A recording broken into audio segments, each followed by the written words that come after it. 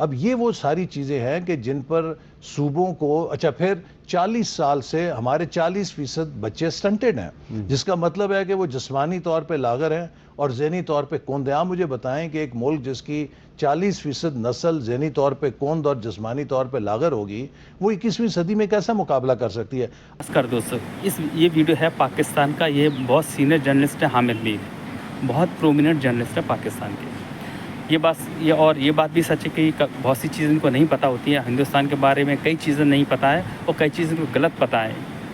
That means he is misinformed and ill informed. तो अब वो मैं बता रहा हूँ कि हिंदुस्तान की सनातन संस्कृति और इस्लाम की जो परंपराएं हैं, उनकी संस्कृति है, कितना अंतर। हम लोग हमेशा बोलते हैं कि हम लोग बहुत हमारी जो संस्कृति सभ्यता है वो एक साइंटिफिक है, साइंस बेस्ड है, ठीक।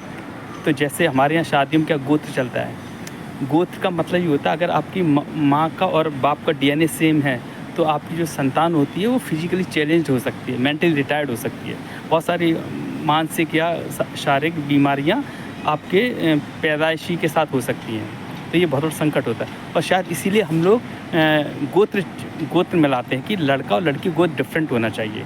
अगर डिफरेंट गोत्र है तो संतान ऐसी नहीं होती है। लेकिन इस्लाम में क्या है, कज़न मैरिज को बहुत बढ़ावा देते हैं, ठीक।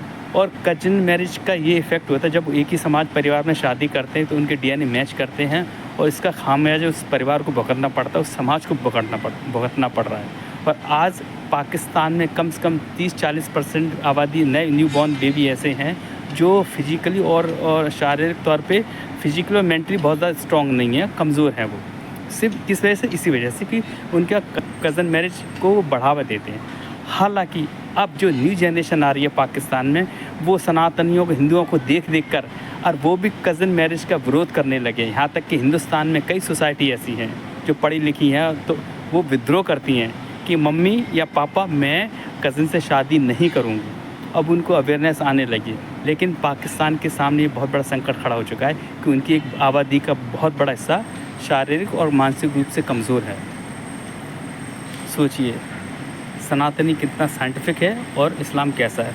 और दूसरा उदाहरण आप देखिए, पहले हमारे यहाँ हाथ जोड़कर जोड़ने की परंपरा है और आपने कोविड में देखा होगा दुनिया गले मिलती थी, हाथ मिलाते थे।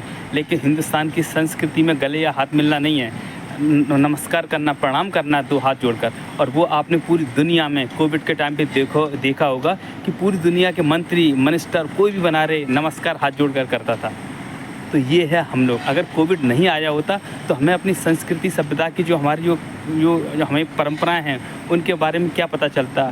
तो कोविड का एक बहुत लेटेस्ट उदाहरण, इतना शानदार उदाहरण था कि जिससे कि हमें ये पता चला कि नमस्कार हम लोग करते हैं, नमस्कार का महत्व क्या है। और अगर कोविड नहीं आता तो हमें पता ही नहीं चलता कोविड नमस्कार का क्या महत्व है। तो ये है हमारा समाज। We proud to be Hindu.